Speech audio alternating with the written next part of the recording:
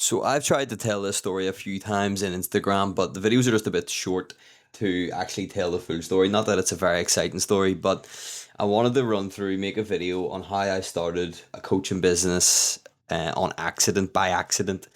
Most people that would know me for a very long time, the last sort of 6, 7 years, know that majority of stuff I've done have been rehab based and injury based, and a lot more recently it's shifted into a bit more fitness coaching, personal training, whatever you want to call it. And this was never a part of the plan. So I wanted to run through the origin story a wee bit. And I thought a YouTube video would give me a bit more background to actually talk about that. So it all started with boxing. I originally took an interest in health and fitness because of boxing.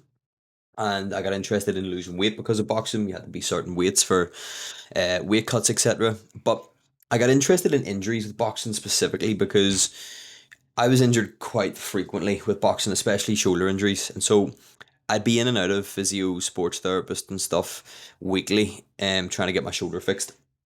And I just always found it so interesting when it was there, what they were doing and why they were doing it. And I knew from a pretty young age, like 13, 14, that I wanted to do something in the whole health and fitness world, whether that be coaching, running a gym, or doing like physio. Physio was the main idea. I wanted to work with injuries, but a fallback option was always health and fitness.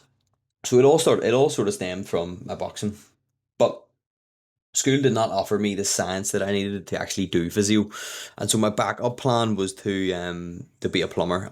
Didn't want to go to university or anything, and my teacher at the time said, because I got quite good grades in school, my teacher at the time said people like you don't go to tech, they don't do plumbing, like you're too smart for that. You know, go and get a degree, go and do this. And I was kind of put off plumbing, which I'm thankful for now, but I was told that I couldn't do physio because our school didn't have the right science that would get you into the course to do physio, and I didn't have I wasn't the type of person that should be doing plumbing. The first day I actually did go to a plumbing like introduction course, and at the time, like I had a couple of tattoos and I had my ears pierced and stuff, and I went to this induction in like a suit, so I had like a tie and all. And the guy said to me at the end, I was asking him like what I need to do to get set up and stuff, and he was like, "To be honest, you're not the typical type of person we would take in for plumbing. Like, you're well presentable, you don't have any tattoos or ear piercings. Like, you'd be maybe better down the academic route." And I was like, I must be giving off some sort of vibe here. Anyway, plumbing didn't happen. So I just started applying for like random stuff.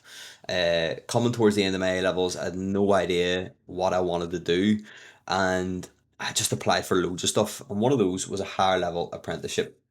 Now I remember applying for this, and I applied through Deloitte, and they have like 10 different options you can go for, like 10 different departments.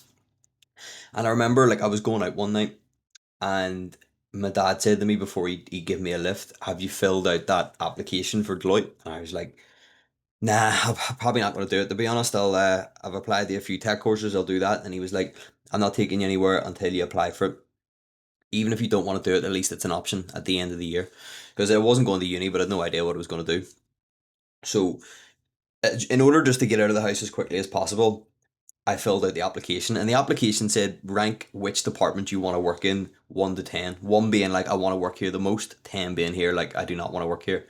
And I put down audit as number one. I had no idea what audit was at the time, but just to get out of the house, I literally ranked them one, two, three, four, five down to 10.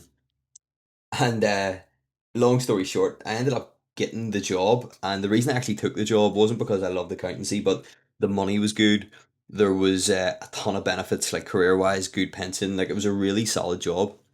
But we went to London for like an induction training sort of weekend, and everyone who had got into the higher level apprenticeship was there across all departments. And as we were speaking to people, there was people doing like digital stuff. There was people working on like testing the new Call of Duty games. There was people that were like putting Wi-Fi in the shoes. And at this stage, I knew what audit was. I knew what like accountancy was, and I learned what I chose. And I wish that I had took the extra 10 minutes to research what the departments actually were before I applied. But it all worked out, and I started in the accountancy higher level apprenticeship. Um, It was a 5 year apprenticeship. I only got 2 years into that apprenticeship because I just started to detest it. I just started to detest sitting behind a laptop all day, which is now what I do, which is a bit mad. But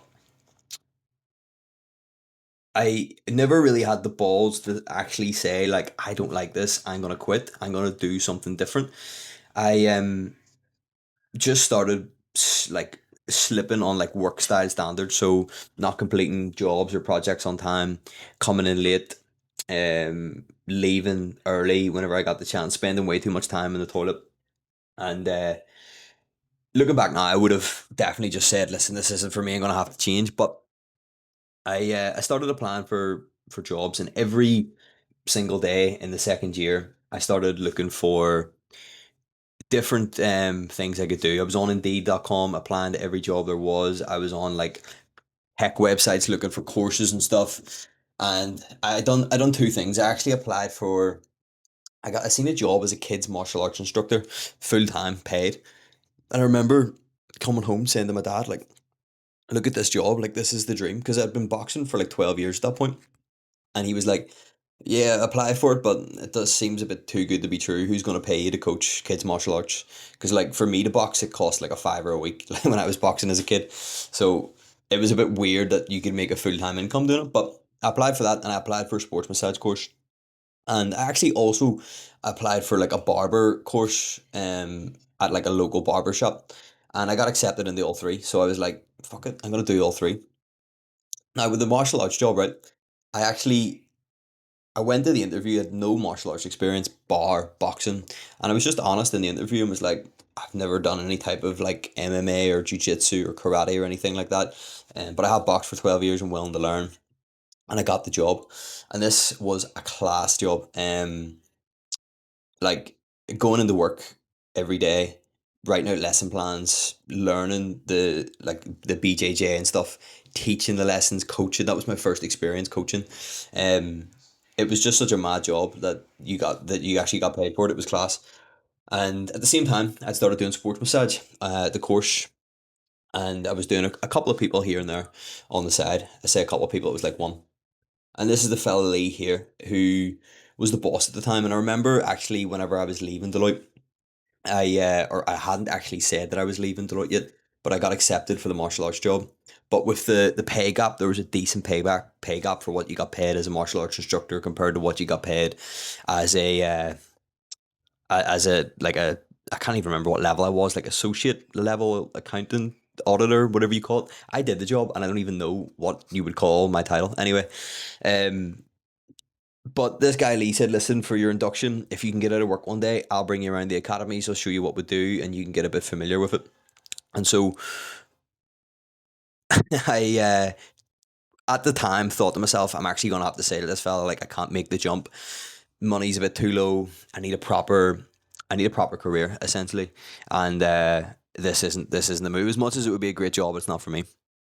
But when he had said like, "Listen, come out for the day and see it," I was like, you know what? It's a day off work. Like I can, it'll give me something to do. I'll do it. And when I did it and I spent the day with him, I seen how it all worked. There was something about the way he thought and the way he spoke and how positive he was that was just, I think, missing to me. As weird as that sounds, like I was in such a negative headspace for the last 2 years, and being around someone that was so positive and had such like a can do attitude. It just rubbed off on me. And I remember going home in a really, really good mood that day. And I was like, you know what? Even if this job paid no money, I would do this job to like just be a sponge to this guy essentially and pick up and learn what I can. I'm sure he could teach me something even for like doing sports massage in the future. And so I took the job, and I remember one of the first classes it was like a ladies kickboxing class, and they were doing like a bit of a boxing element to it, and he was like, just walk around the mats. They were in pairs doing pads. Walk around the mats, give a few pointers, um, anything you spot, try and correct, etc. And I was walking around the mats, and there was these two girls, and every time she threw a punch, she was like throwing it straight, so that they weren't twisting into the punch, and her hand would kind of come back to here. And I was like, just like a mouse, like whispering, just keep your hands up. And I didn't even give her any proper advice. And he came over and he was like, I need you to be a bit more loud. I need you to put your chest out a wee bit. You know this stuff, they don't. Be confident. Something along those lines. But that was just one example of many, many uncomfortable situations that he pushed me into that really developed my confidence. I would say back then it was very, very low on confidence. And he put me into so many positions and situations that forced me to be uncomfortable, which, as cliche as it sounds, really does work for your confidence. Like stuff that I never thought or dreamed that I would do, like standing in a shopping centre, handing out like brochures and trying to get people to come down and try the academy, and like uh, different things like teaching classes in front of 30 or 40 people, making social media videos for the Facebook page and stuff. A lot of uncomfortable positions, and it definitely changed me as a person. And I knew that it would, and that's why I wanted to do it. And I was very, very happy in the job. At the time, though, I'd started doing some sports massage door to door because I'd done the course. And at the time, I remember thinking, like, quite quickly, it became apparent that I wasn't going to be a barber. I just didn't have the knack for it, right? I'd butchered a few people, and I was like, I can't see myself getting any better. But I'd started doing the sports massage door to door, and I started in the martial arts academy. And at the time, I was like, the martial arts academy is what I'll do. Like, I loved it. I didn't care about. It was the first time ever I got to a Sunday and was like, I can't wait to go to work tomorrow. Like, I've been so used to all my life in school and in work, getting to that Sunday and having the Sunday scaries, having that dread of like, fuck's sake, I have to go to work tomorrow, and it almost ruins your whole Sunday. And this was the first time I'd actually woke up on a Sunday and went, happy days, it's a Monday tomorrow. That's such a great routine. It was going to the gym in the morning, going to the sauna, getting breakfast, and then heading into work and just doing some more training, doing some more learning. Like, it was such a healthy environment, a positive environment, which is definitely what I needed at the right time. Right time, right place for that, I'd say. And I started doing some door to door massage at the same time. And to start off, a few mates left me a few fake reviews. Actually, shout out to Keelan here because his was the first one that wasn't fake, and he was my only client for about, I would say, a good 5 or 6 months. Like, came back to me weekly when I had a clue what I was doing or talking about, really. And yeah, it means a lot if you are seeing. If I always think this as well when I see people training with like personal trainers or going to barbers that are just starting out, like, that's class. Like, you're taking that chance on that person, and they're gonna be shit at the start. Like, whenever you start anything, you're gonna be shit, and you're sacrificing yourself to be a bit of a test dummy. And yeah, massive respect to people like that. I think it's class. But a few mates left me a few fake reviews to get the page off the ground. And then we got some real reviews with the sports therapy. And I remember, well, we'll get into the Brian soon here, but we got a few real reviews, and that led to some cool opportunities working with kids' sports teams, boxers, football teams, and ultimately doing what I wanted to do, like originally in school, that I thought for a long time wasn't possible. A lot of people had told me that, like, it just wasn't. Eventually, got my own office space up in Revolution and started working from my room, stopped the door to door stuff. And I actually didn't explain why I'd left the martial arts job. Sports massage got to the point where it was so busy, and I never really expected it to get that busy, to be honest, that I was faced with a choice. And as much as I love the martial arts job, I like the idea of controlling my own schedule, which is a falsehood, by the way, because if someone says they need an appointment at 9 p.m. on a Thursday and that's the only day they can do, then that's the only day they can do. Like, you can't, you're now working that 9 p.m. Thursday, whether you wanted it off or not. But I like the idea of it, and that's what led to it. But we got our own office space, and we're continuing to do sports massage. And this is where this is where the coaching sort of starts. Is when I done my level 5 sports therapy. Um, my tutor for level 3 and 4 was a guy called Bran. I don't have any photos of him here. I could have texted him, but I made this presentation quite quickly. But I'm sure he'll be sweet if his face isn't in it. And I remember at the start signing up for the sports therapy course, and Brad, like, I'll not lie, maybe you'll not be surprised by this if he's watching this, but it confused me a wee bit because I signed up for a sports massage course, and a lot of the time he was giving us evidence and going through studies as to why sports massage didn't do the things that we thought it would do. And I left a lot of the sessions and lessons thinking, what's the point of me even doing this course? And so I said to him, listen, like I don't know if I want to continue. This was like at the start of level three. I don't know if I want to continue like just massaging people. You know, I want to work with people who need rehab. I want to almost do what a physio does. You know, I want to work in sport environments, which I actually don't want to anymore, but that was the original thought. Do I need to go and get a physio course, or would I be better sticking with what I'm doing? And he said, well, if you want to work musculoskeletal conditions, then you'd be better doing level three, four, and five sports therapy and pairing that with a strength and conditioning course as well. Because if you do physio in uni, you'll do a couple of years, you'll do of different modules. You'll do oncology, you'll work with like the elderly and stroke patients and stuff, and you'll only do a small period of MSK, which is what I wanted to go into. Whereas a level three, four, and five, that'll be 3 full years of MSK. So I'd done that and I got into the level five. And the level five is when we got heavy into rehab and programming. And I remember we had a chat in class one day about like personal training and programming. And I mentioned that something that I would probably want to do in future or pair it with the sports therapy, I would just need to save up for the course. And Brian had said, "Well, if you know how to program for X, Y, and Z condition, you can program for the gym." And we then eventually that led to the conversation of how rehab should very much look like a gym program in ways. And so every week, every month, I continued doing this course. I slowly started to bring clients out to the gym floor. So they'd come in for a sports massage, and I'd be like, nah, today we're doing deadlifts. And they'd be like, what do you mean? I'm like, you've got this back issue, it's chronic, we need to do some deadlifts. And it was a bit of a strange approach going in for a sports massage and coming out having done a bit of a gym session.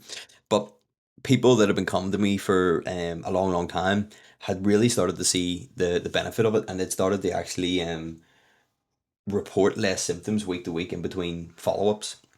But there was a lot of people that just didn't follow through. We'd give them rehab advice, we'd write them plans, we'd tell them, you know, you need to focus on this, this, this, and this. And this is one thing that I massively thank Brian for. He really opened my eyes to how rehab isn't just what you do physically on an exercise plan. It's everything to do with your sleep, your mental health, your nutrition, and everything else in between.